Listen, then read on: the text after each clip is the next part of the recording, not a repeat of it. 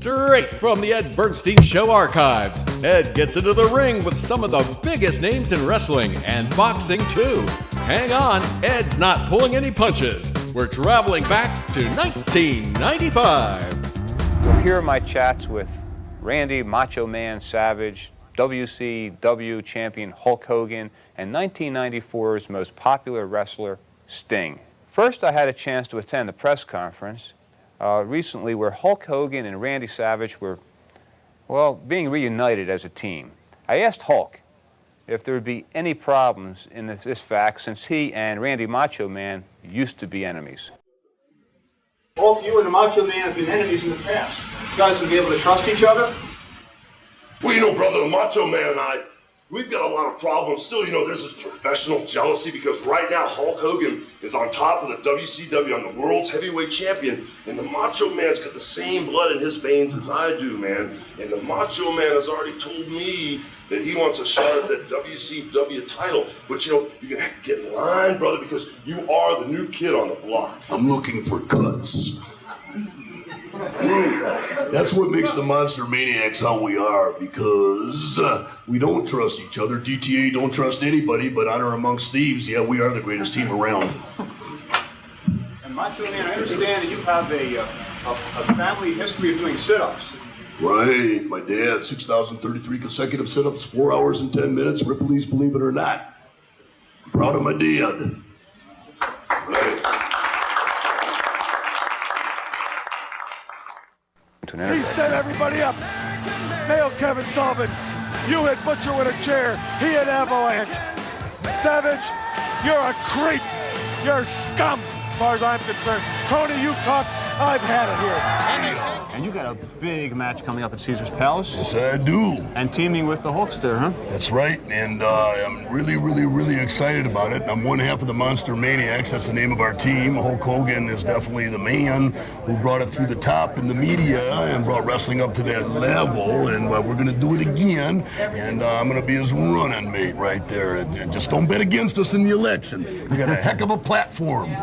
You've been known as, I guess, the Dr. Jekyll and Mr. Hyde of wrestling. I mean, you're the good guy, the bad guy. What are you? You're the good guy or the bad guy? I'm just myself, and just whatever's whatever, just like right now. Don't trust me, you know what I mean? I could be stabbing you in the back at the same time. No, but I'm just on that cutting edge, and Hulk Hogan respects that. I respect Hulk Hogan, and not always do we trust each other, but we also know that when it comes right down to it, we are the number 1-2 punch, and we respect each other for that. You almost played baseball, I understand. Right, I had a little pro baseball career, the little fling in the minor leagues with the Cardinals, the Reds, and the White Sox and everything like that, but I'm glad that I'm not on strike. I'm glad I'm doing it for the WCW right now, hitting home runs. Okay, and where do you see wrestling going in the next 10 years? I see it going nothing but up, straight up. I'm guaranteeing that right now. 1995 is going to be alive for the WCW, and Hulk Hogan and the Macho Man just got together with the Stinger, and people like that, the superstars. We got all the men in the right places, all the chess pieces are in the right places, and we're going for checkmate right now. Everything's cool because WCW is where it's happening, and we're just liking it. You know, everything's cool. You know, just when you're a part of something this electric, you have fun, and I'm having fun right now. That's right. How many more years do you think you got of this? I think that I'm going to hang up my boots in about 120 more 120? years. Yes. And have an acting career afterwards? You've been in film, haven't you? Right. I know I've never been in film. I've done commercials. Yeah, the spokesman for Good Mark Foods for Slim Jim. Snap into a Slim Jim. You know, but everything's cool. I'm having a good time. And the Avalanche didn't have him. The big kick out. It's time to Hulk up in Nashville. Oh, my goodness. The roof is What about teaming up with Randy Savage at the meet at Caesars? Well, you know, brother, teaming up with Randy brings back a lot of fond memories, but the one thing about the Macho Man, the reason he's so charismatic and such a good partner is you never know what he's going to do. You see, Macho Man and I have a long-running history of going back and forth in the professional wrestling business. In our personal lives, we've had a few problems too, but right now we seem to be on track, and with the Macho Man, you never know what could happen out there. Well, your career has taken a lot of turns, TV and movies and the wrestling, commercials. You know, what is your preferred stage? Is it on in the ring or in the theater?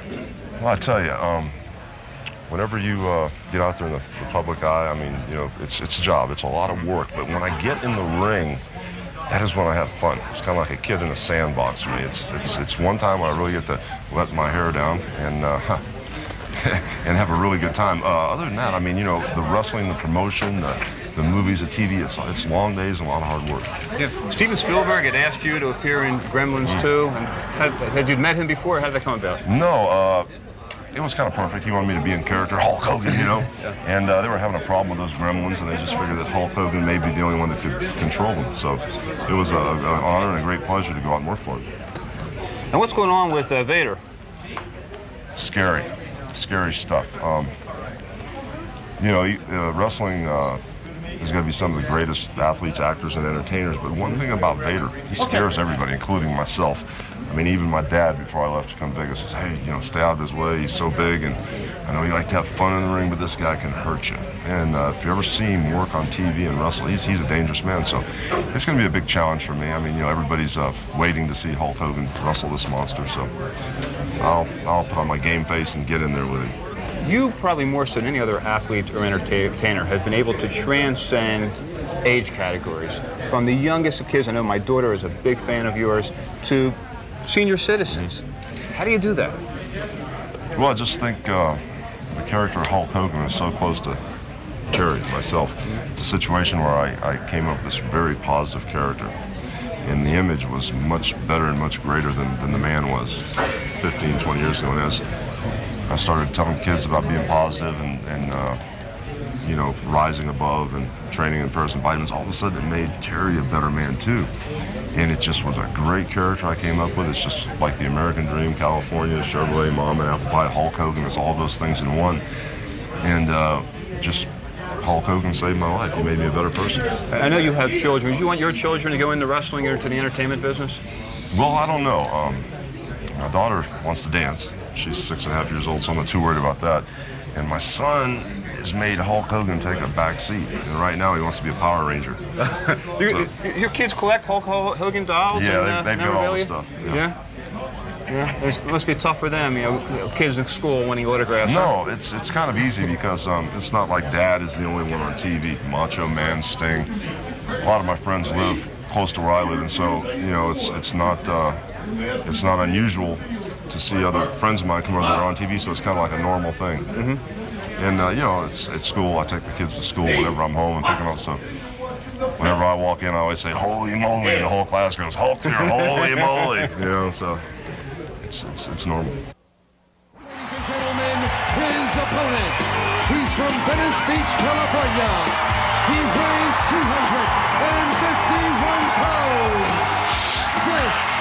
What do you attribute to being elected the most popular wrestler? It's an easy answer. It's just being a people person, in and out of the ring. It's involving the people, and I'm the first to say that wrestling is, at least as far as I'm concerned, there's showmanship involved, and I've always involved the people. When I walk to the ring, when I'm in the ring, when I'm walking through airports, hotels, people identify with that, and I think that's what the clincher. What's the story behind your face paint? How did you come up with the idea and the concept? That's actually kind of a long story. And originally, when I started wrestling, I'll make it short, don't worry. When I started wrestling, I had a tag team partner who, we tried to get attention the hard way when we first got into wrestling. We tried to get promoters' attentions, bookers' attention, anybody who would give us a good spot, a good match, a good paycheck. And so we started painting our faces, you know, just black at the time. And then that's the way it started. And we got attention, and this is what it turned into.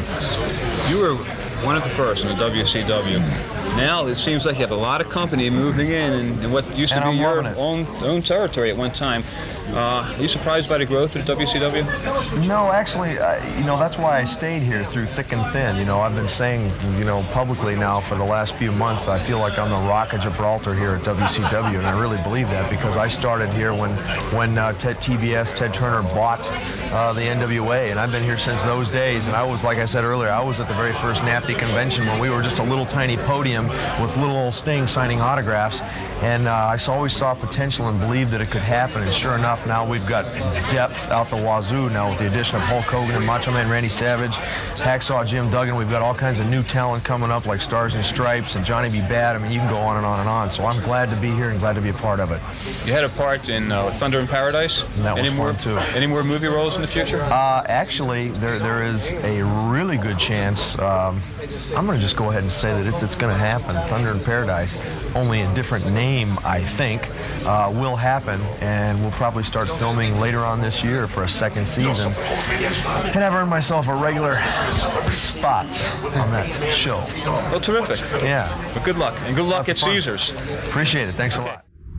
If I asked you if you knew Joni Lauer, a cellist and author, you would probably not know who I was talking about. But if I told you she also goes by the name of Chyna and is the 9th wonder of the world in the World Wrestling Federation, then you'd know who I was talking about. Chyna, so we're doing books. We are doing videos. Books and videos. We are doing books. And what is the book about? Well, I'm really excited about this book. I think that from my friends that have read it so far and the people that I work with, media, I think people are extremely surprised when they read the book. You know, there's 22 million people that watch me on television every week, and they see this very hard woman who doesn't smile, who walks out in leather and beats people up. And this story is not a sports memoir. It's not about Chyna. It's about Joni Lauer, the woman behind Chyna, and that Chyna is just one facet of who I am in my life and the obstacles that I've overcome. And, you know, being Chyna is a pretty impressive thing. I think that I've really made my mark in the entertainment world, and I think that it's an incredible story how I got to do that. It wasn't easy, and it's a very candor, detailed lesson about self-acceptance. And I think that there's a lot of people that are going to relate to this book. And people that have read it so far have told me that they've read it in the course of a couple hours. So, you know, I think it's easy reading, and hopefully it's funny. It brings out a little bit of my sense of humor. And I have no doubt in my mind, I hope this doesn't sound conceited, but I know this book is going to do well because it comes from here, and I'm so very proud of it. And whether it sells 1 or 1 million, it means so much to me. And one final question. Has wrestling peaked? I don't think so. I think that it's not a question of wrestling anymore. I think that the WWF wrestling has now turned into WWF entertainment, and we have branched into so much, which is why I've done the video and the book and the Playboy and feature film, hopefully, and so much more. It's the ultimate variety show, and there's an extremely talented pool of entertainers that work for us, the XFL. But I do have to tell you that there's going to be a lot of ball handlers in this new XFL, but I am by far still the very best ball kicker that the WWF has. And none of us have much doubt of that. Thank you so much. Thank you. Hey, it's my pleasure today to have Roy Jones Jr. And now, you were here for the Mayweather fight. Right. Sat there. You agree with the judge's decision? Of course I agree with the decision because you got to look at it. Floyd did everything Floyd usually does. Floyd didn't do nothing no different. Floyd didn't change. Floyd was still Floyd Mayweather. So Floyd is the undefeated fighter. Manny was the one who was supposed to come there and change something about Floyd. Floyd didn't have nothing to change. Floyd's been winning. Floyd is a winner. So he has an O on the end of his record. His only alternative was to keep his O. That's all he told us that he would do. He didn't say, I'm going to come out against Pacquiao and give you guys a show and I'm going to do this, I'm going to wrestle that. He didn't say that. He said, I'm going to beat him. I am better than him. He wasn't there to give to appease the fans. He was there to win. That's simple as that. And he had his method. And it seemed like the fans were upset knowing how he was going to fight that fight. And then they were upset that he didn't do it differently. Well, if you're upset, the only person you really should be upset with is Manny Pacquiao. Because Manny Pacquiao came with, to me, one plan and he didn't have an alternative plan. If he had an alternative plan, he could have made for a more eventful fight. And he could have made possibly Mayweather change and do things a little bit differently than we're used to seeing Mayweather do. But Mayweather didn't do nothing that he was not supposed to do. And of course, now Manny is complaining that he had a rotator cuff injury prior to the fight, that he was fighting with an injured shoulder, that the Mayweather camp knew about it, and Floyd intentionally went after that shoulder. That could be true, but you should know that if you have a shoulder injury, you know each camp, like he said, they spy on one another. If he knows you have an injury, then he's trying to win. It's the biggest fight of his life. Of course he's going to attack the shoulder. Who wouldn't? You're trying to win the biggest fight of your life, not lose it, win it. And you're not trying to help this guy compete with you in the biggest fight of your life. You're just trying to win it by all means necessary. Now, I've had rotator cuff injuries. I would find it hard to believe that he can even lift his arms to box with rotator cuff injuries. Well, I would find that hard to believe too, because not that he couldn't lift his arm to box, but that you use that as an excuse. Because at this point, when you fight, if you're okay, you're capable to walk up in the ring, say, you know what, I fought. Yeah, I might have an injury, but I'm not even sure that injury was the problem. So he won that. Mm-hmm. That's what it was. Let's move on. Either we can try it again when I get fixed, or let's just move on. But you don't have time to get fixed before September, because he says he's fighting one more fight in September. He's retired. So you can forget about it. Speaking of retiring, you haven't done it. And these guys are, 36, 38, yeah. And people are talking about they're maybe a little too old to be boxing, and you're in your, mid-40s? Mid-40s. These guys are 36 and 38, and these guys have now made, in one fight, over $100 million. These guys now at a point where they can say, well, do I go get my rotator cuff fixed and keep fighting, or do I stop now? Right. I got what most fighters seek after. So they can do that. Or they both won titles as high as they went. They on their way back down in weight classes. As a matter of fact, Manny was talking about going back to 140 after this fight. Mayweather went to 154 as well. He's been coming back down to 147, and he probably stayed there the rest of his career.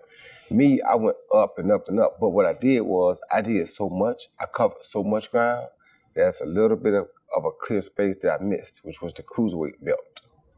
Now, for me, I'm a little bit different because, yeah, I had to fight for a cruiserweight title. These guys are bigger than me physically, just like when I won the heavyweight title. I don't complain about it, and I go up and do what I got to do.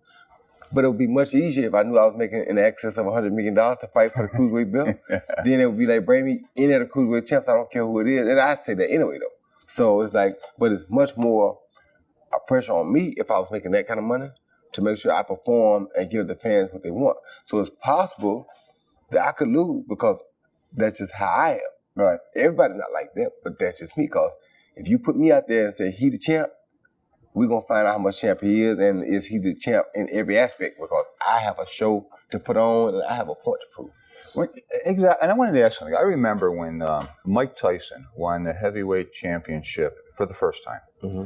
The next morning he was asked by a reporter, hey, Michael, how is your life different today? And Tyson's answer was so profound. He said, it's going to be a little bit harder for me to run 5 miles this morning. Mm-hmm. Meaning that now that you've made it to the top, you lose the eye of the tiger. You lose that edge, the drive to hunger. The hunger, better word. You have been in so many different weight classes and at so many different title bouts at those weight classes. Seem to have not ever lost that, or have you? No, I never lost the hunger because I love what I do. And I know that for me, I'm different. You know what I'm saying? I am the guy that people expect to see something different and extraordinary if they see me in front of a TV screen. So I can't go out there and just box a guy and win and they be satisfied. No. I need them. See, the barbershops are closed on Monday. The hairstylist place, they all closed on Monday. Boxing is one of the best barbershop talks in the world, has always been. So on Tuesday, when they get to work, I need them to remember what happened Saturday night so they all can be talking about it Tuesday. Not in a bad way, in a good way, but I need them to be talking about what Roy did Saturday night on Tuesday. So I got to give you something so you can remember it. So when you get to the barbershop Tuesday to get your hair cut, we have conversation about Roy and what Roy did. So a lot of your drive is really performing. Of course. For the audience. But like I said, that's why we're different. Mm-hmm. That was my biggest drive, to perform for my audience. If it cost me a loss, I'm still going to take the risk because that's who I am. Everybody don't see it that way, but that's just who I am. Yeah, people going to talk about you either way. Look at Floyd, he's perfect, he's undefeated. and they still bash him about the performance when it wasn't his fault. So they're going to talk about us regardless. You understand me? It's just that what you choose to be. I chose to be the guy that, I'm a risk taker. That's how I've been living since day one. My father used to always get mad because he know if he put me in the ring with somebody bigger than me, if they hit me hard, forget all the other stuff, we going to fight now. So he was like, don't do it because I know you. When you get hit, you're going to sit down and fight with him. You're sure right. I sure am, because that's just who I am, because that's the entertainer in me that comes out. But, you know, to be honest with you, Floyd ain't much different from that. You understand me? It's just that he chooses to make sure he stays undefeated. He does it smart. I ain't that smart. I just go out there and go, I'm going at you because I got to have it. So, you know, that's the only difference. Different personalities. But that's all. A psychiatrist sit here and listening to this conversation and say, hey, you spent a lifetime trying to please your father, and now you're starting to please the rest of the world. Exactly. That's true. So, yeah, very true. Yeah. Because your father was very driven and training you and working you, kind of like Andre Agassi's dad did the same with him. Hard on you. But they were like look at Floyd's father. Floyd went in the fight. He told him, you ain't man, you gonna let him take this from me? He's still on it. But Right. that's what fathers do. They want their son to go out and do the best that they can. And Floyd was doing his thing still. But you know, I know because I have a father and I understand how fathers think. They want us to go way over and beyond what's expected of us. Yeah. When I was doing some, research, I had forgotten how incredible your career is, and was and is. You're still boxing, but and I had forgotten, and I'd just like to go through it again because if I forgot, maybe a lot of our viewers forgot what happened in the 1988 Olympics in Korea. Yeah. You had won a silver medal, and however, there were 3 judges. There were South Korean judges. Is that correct? One was South Korean. It was 3, but they weren't all South Korean. One was South Korean. One was from Malaysia, somewhere like that. One was from another place. There was 3 different ones. And these judges and everybody who viewed the fight thought you had won it, right? Decided decisively, right? And then I guess they had determined later that, and you correct me if I'm wrong, that these 3 judges have been wined and dined by the South Korean government, right? And the gold medal was awarded to a South Korean, right? And then since 1988, right, you have been robbed. Yep. And I guess there's been some movements from time to time to try to get that silver moved up to a gold and award you what you properly deserved. Yeah, well, my problem is that they say we have we have a judicial system now, and we should have it across the world, right? Well, if there's a wrong done, you correct the wrong. You don't leave it wrong. Right. If you don't correct the wrong, you lower the integrity of the sport or the integrity of whatever the crime may be. You know, if it's okay for people to walk around and just mug people and take their purse and keep moving in and nothing happens, then everybody's going to keep doing it. So you have to stop and punish people or correct the wrongs in order to have a balanced society. If you don't, then wrong will take over. So in boxing, they didn't correct the wrong. They went and changed the scoring system. Why would you change the scoring system when you just got 3 corrupt people here? You don't have to change the whole system. This system been working fine up until this point. So because these 3 corrupt people ruined this event, and you got it on tape that you could go fix. You could change it right another day because it's the finals. You got it on tape. These 3 people are the only thing that is wrong here. You yet go change a whole system and ruin it from that point to today because it's been ruined from then to me. You understand me? I think Floyd Mayweather Jr. was a victim of it. There are a few other fighters that have been victims of it. And it's like, it's a horrible system. And they don't count body shots. I mean, come on, man. Why would you change it if it wasn't a problem? Because now we went and found a crime, and we just caught an innocent guy over here, and we caught him because he did something else, and we stuck the 3 crimes on him that we couldn't find the answer to. You understand me? Yep. You don't do that. That's what you did. You took a situation and you attached the scoring issue to it when the scoring issue had nothing to do with it. So you ruined it. And that's why, like right now, even last Olympics, no American male boxer even got a medal. That is ridiculous. We used to dominate the Olympics until that happened. Since that happened, we have seen a constant decline in how we've been doing in the Olympics. Do you think that's intentionally to kind of minimize the American influence in Olympic boxing? I don't think it was. I think just that the fact that they would, because that's too well, that's too, I think that would have been too well orchestrated for them to say, we're going to take the Americans out of the Olympics by doing this. Mm-hmm. So I don't think they meant to cause as much problem as they did. I just don't think they knew or realized how big of an influence this was going to have 30 years later. Yeah. Does it still bother you? Of course it bothers you because, I mean, if somebody killed my child or did something to my child, robbed my child, and you saw him rob him, and you're not going to go get him and get my stuff back and give it back to my child and prosecute him, then you put it in my hands to do because you know who did it and you just going to let him go ahead like that. Mm-hmm. So what you tell me is next time I get a child, he can go do it again. So if you're not going to fix it, now I got a problem. Of course, those judges were suspended, right? Yeah, they were suspended, but that's not the problem. You change the scoring system. Right. Why? The scoring system wasn't the problem. It was the judges. Ban them. And which I think they were, and that's good enough. Now the next set of judges knows, don't do that or you're going to get banned. Right. Now we got something. Now we got something to go on. I would even relax better if I know that because now y'all fixed it. You banned the judges who were the problem, not the scoring system, just the judges. Now we can move on.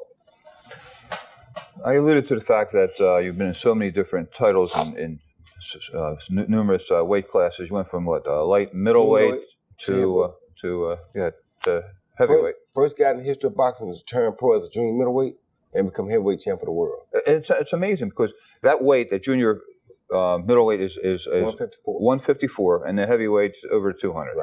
Right. So is it easier to gain the weight and fight up or come down? Much easier for me to gain the weight and go up because when I came down, it took a lot out of me. But I had never physically been that big before in my life. And I did at 36 years old. So it's like, whoa, when I took it down, it almost killed me. Having won all these titles, also prolific rapper and actor, right? You've been in several movies. What's in the future for Roy Jones Jr.? Well, what's in the future for me is I got a few things. I'm working on that Body Head Bangers Volume 2 right now, so y'all be ready for that by the mid or end of the summer. I'm probably going to fight again a few more times, trying to go get this cruiserweight belt. Get this cruiserweight belt, I can close the books in and call it a day. The only other thing that's looming out there now is two things, but the only other thing that's really looming out there is I think the Floyd Manning fight was the biggest talked about fight over the last 5.5, 6 years. Yeah. The only other fight I think that loomed that was talked about remotely close, and it wasn't nearly as close, but remotely close was Roy Jones Jr. versus Anderson Silva in a boxing match. And we never made it happen because the UFC didn't want to come and do it yet. And I'm good friends with those guys, and I know it's still a possibility for him. He's at the end of his career in the UFC, I think. I'm at the end of my career in boxing.